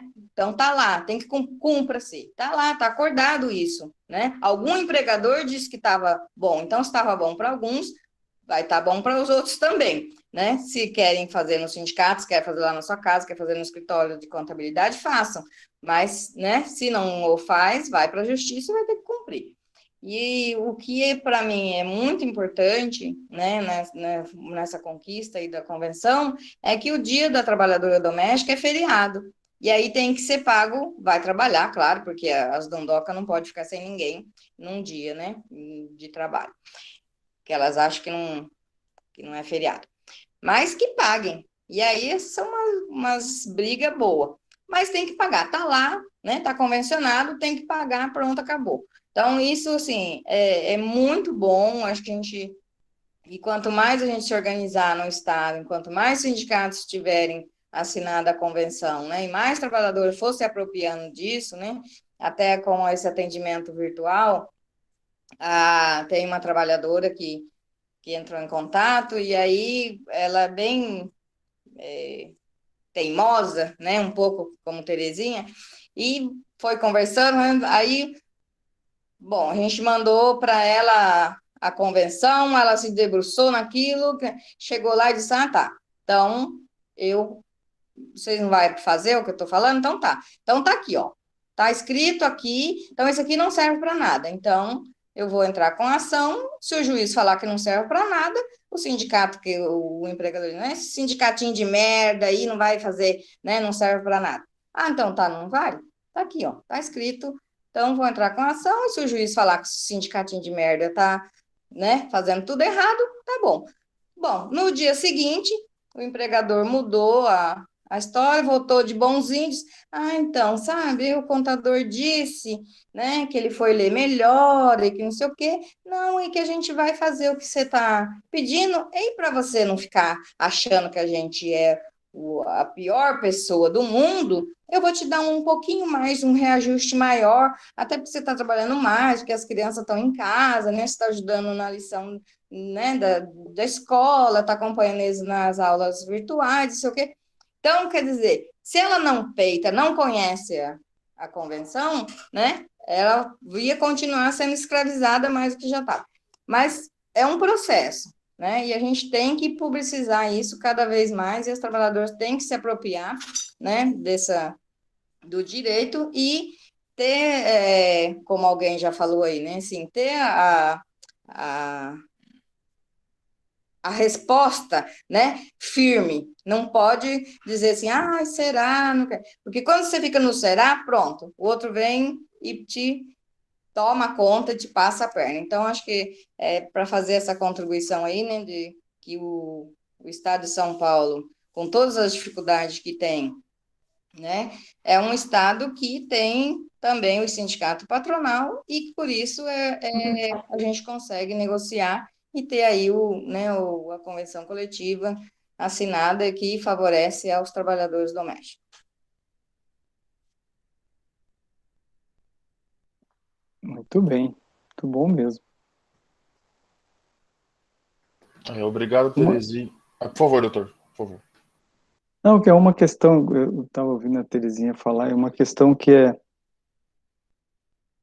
talvez a gente, mas aí é no âmbito do direito do trabalho como um todo, porque a gente está falando da situação das trabalhadoras domésticas, né, que é, digamos, ainda sequer equiparável, né, aos demais trabalhadores e trabalhadoras, mas no Brasil o nível de proteção jurídica da classe trabalhadora como um todo está extremamente rebaixado, né?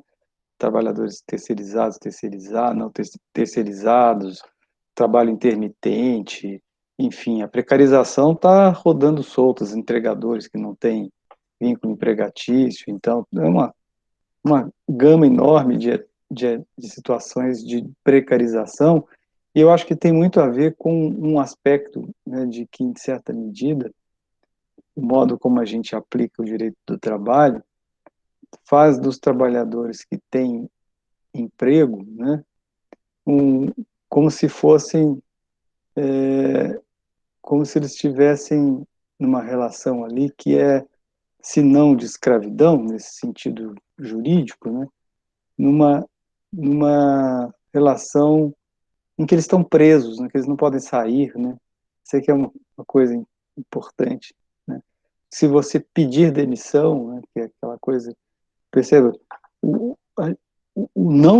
sair da relação de emprego é um ato de libertação, né? Eu vou me libertar desta prisão, né, muitas vezes.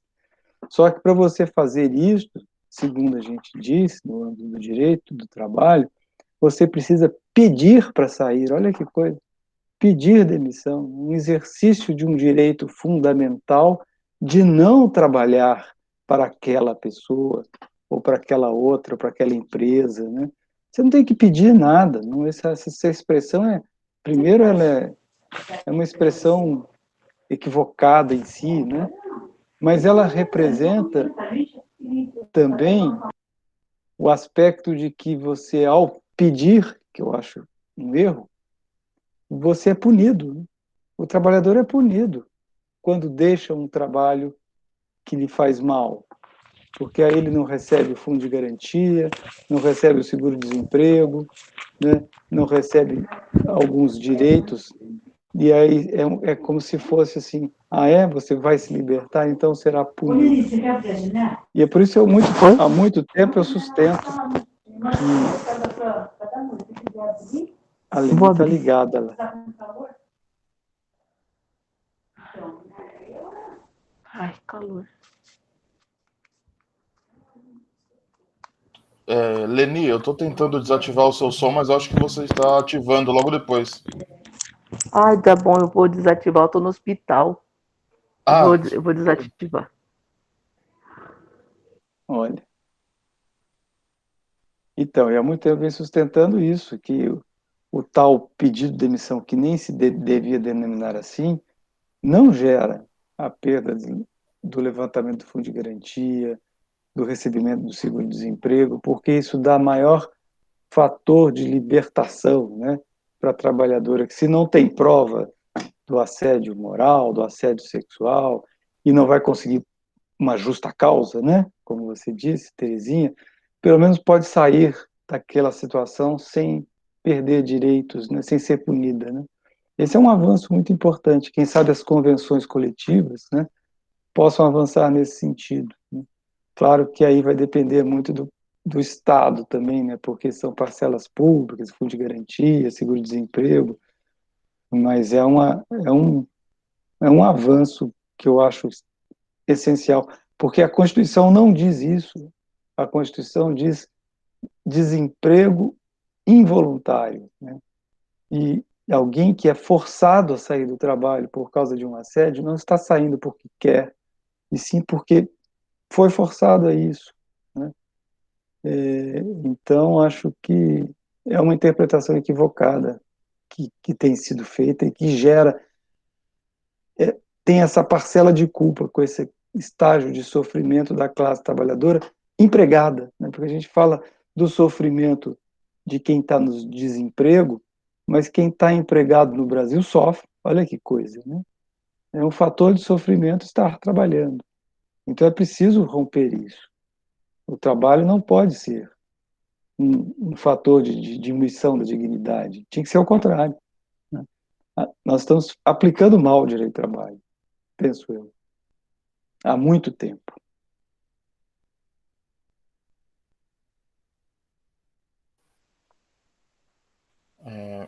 Mais alguém gostaria de falar? A Leni está com a mão. Leni, você gostaria de falar? Ah, sim. A palavra é sua, Leni, por favor. Eu gostaria. Boa noite, meu nome é Leni. Eu sofri um AVT, um acidente vascular transitório. Parte disso por um nervoso muito grande que eu passei no meu trabalho. Eu sou cuidadora de idoso. Eu fui contratada para ficar 15 dias direto trabalhando de dia e de noite, porque o paciente, durante a noite, precisava que eu auxiliasse ele para as necessidades fisiológicas deles. Eu aceitei esse contrato de trabalho, né? Trabalhar 15 dias direto. Eu tinha que, além de cuidar do paciente, eu tinha que cuidar de algumas coisas da casa também. E o salário, ela sempre falava para mim que eu tenho dinheiro para pagar qualquer cuidadora que eu conseguir, né? Qualquer pessoa. Dinheiro não é problema para mim. Mas era um trabalho que eu sentia que era um trabalho de escravidão, porque eu não conseguia fazer uma hora de almoço estando dentro da casa dela, entendeu? Não tinha como fazer uma hora de almoço, não tinha descanso. E por conta do salário, eu acabei me comprometendo com outras coisas, ela me registrou e me dispensou enquanto eu estava de folga. Depois que eu saí de folga, ela me dispensou. Já tinha registrado e me dispensou, né? Passei por um nervoso muito grande, acabei futuramente tendo esse acidente vascular cerebral, porque me desestabilizou totalmente, né? Eu fiquei estressadíssima, né? Aí eu fui para o sindicato, a Silvia me ajudou, chamou essa pessoa, né, essa empregadora, explicou para mim que a rescisão estava totalmente errada, que ela tinha verbas que ficou para trás e que ela já havia me pagado, mas que ela precisava refazer. Hoje eu estou impossibilitada de assinar a rescisão, tudo, porque eu estou acamada, estou com o meu lado direito paralisado, né? E por conta de um estado emocional extremamente forte que eu passei na casa dela, né? Porque ela é uma pessoa extremamente exigente. É isso, e eu acho que eu não tenho nada a fazer quanto a isso que aconteceu, né? Outra casa que eu trabalhei também, o rapaz me descontava o INSS e nunca recolheu o INSS. E fui prejudicada por isso, e é isso que eu queria falar, né, do descaso e do tratamento de escravidão que alguns, não estou generalizando, que alguns patrões faz com os seus cuidadores de idoso. Com a pandemia, eles fazem uma exigência terrível que a gente trabalhe o tempo todo de máscara, mesmo constando negativo para o Covid, nós somos obrigadas a ficar 24 horas de máscara, inclusive na hora de dormir, se a gente estiver dormindo no quarto com o paciente. Então, é terrível. É terrível a situação da cuidadora de idoso com alguns empregadores. É isso, gente, que eu queria falar. Muito obrigada pela atenção, doutor. Muito obrigado pelo depoimento, Lene. Terezinha, você quer fazer um comentário? Não. Não? Ah, tá. Então, deixa eu abaixar aqui a sua mão.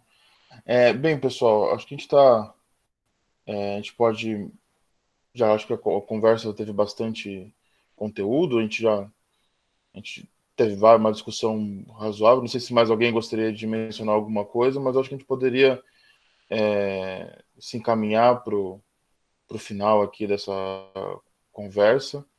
Eu gostaria de, não sei se alguém tiver ainda mais alguma coisa para falar, não sei, mas eu gostaria então de encaminhar para o final, agradecendo muito a presença do Dr. Souto-Maior aqui. Eu acho que foi interessante, né? Não foi uma conversa unilateral, sabe? De só escutar, mas teve perguntas e respostas, mas também teve a escuta, né? Acho que essa é uma questão, é um ponto tão necessário, né? Perceber as pessoas escutarem para o que a gente tem a dizer. Eu acho que isso é muito importante. Então, eu agradeço muito a fala e as respostas eu acabo falando de professor, mas é o professor, doutor, juiz, Souto-Maior. Então, eu gostaria de passar a palavra para o senhor dar uma mensagem final, assim, nessa palestra, e daí a gente pode se encaminhar para o fim aqui dessa comemoração, entre aspas, né, num período tão ruim, mas nessa comemoração do Dia da Trabalhadora Doméstica. Então, por favor, doutor, palavras todas suas. Primeiro, eu falar para a Leni, obrigado pelo relato e desejar melhoras também, né? Estamos aí na torcida. E agradecer, né, gente? Enormemente. Muito, muito. Primeiro, como eu disse, essa honra de terem lembrado meu nome para estar aqui com vocês neste dia. E a oportunidade desse diálogo, né? Foi muito, muito enriquecedor para mim, foi muito importante. Espero mesmo que esse nosso encontro aqui seja divulgado, né? O mais rápido possível. E que, como sugestão, né, que a gente faça um documento, sei lá, alguma coisa coletiva, nós todos assinando, daquilo que poderia ser um documento, uma cartilha, sei lá, alguma coisa assim, para as trabalhadoras domésticas em geral, no sentido de mostrar que estamos juntos, chamar o Ministério Público do Trabalho para participar disso, Delegacia Regional do Trabalho, Inspeção do Trabalho, academia e sindicatos de trabalhadoras domésticas, fazermos um documento explicitando não só os direitos, mas as possibilidades de reação, né?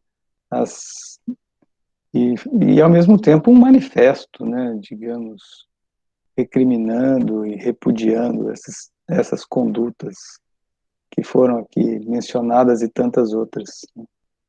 Eu faço essa sugestão, me disponho a ajudar na redação, enfim, coloco meu grupo de pesquisa também lá à disposição para institucionalização enfim, a gente lança esse documento lá no tribunal, num evento lá, quando puderem, já pensou? Vamos lá no Salão Nobre lá para lançar esse documento. Dura que não podemos, por enquanto, a gente faz virtualmente. Fazer o quê, né? Mas que não fiquemos só neste ato de hoje, né? Que isso possa frutificar de algum modo. Essa é a minha sugestão e me coloco à disposição. E agradeço muitíssimo. Isso aí. Muito obrigado, doutor. Acho que eu digo por todos aqui presentes que foi uma honra recebê-lo aqui e também pela postura do senhor de escutar também, acho que isso foi muito, muito bom, acho que por todos eu agradeço, e agradeço também todos os que estiveram aqui presentes, né, acho que foi interessante que não teve as presidentes dos sindicatos, né, dos 4, mas também teve várias trabalhadoras domésticas, advogadas, quer dizer, pessoas, pesquisadores, quer dizer, acho que foi interessante. E em relação à divulgação, assim que ainda essa semana, eu no mesmo canal no YouTube que eu mencionei para a Shir, Domésticas em Ação, a gente coloca o vídeo aqui dessa nossa conferência de hoje, e daí vocês podem ter acesso e daí distribuir o link para todo mundo dos grupos de WhatsApp, porque é importante essa discussão, não só desse mundo, né, dos problemas que a gente conhece, mas também para a gente pensar em ações mais propositivas assim, para mudança. Então, vai estar lá e daí a gente distribui nos grupos de WhatsApp, todo mundo vai ter acesso. Então, gostaria de agradecer muito a presença de todos. O doutor quer falar mais alguma coisa? Desculpa. Ana, eu gostaria de agradecer muito a presença. Acho que foi uma ótima palestra e boa noite a todos. Obrigado mesmo. Boa noite. Boa noite, doutor. Boa noite, Caio. Boa noite, Caio. Boa noite a todos. Boa noite a todos. Boa noite a todos. Obrigada, doutor. Valeu. Obrigado a vocês. Obrigada, companheiros. Estamos aí na luta.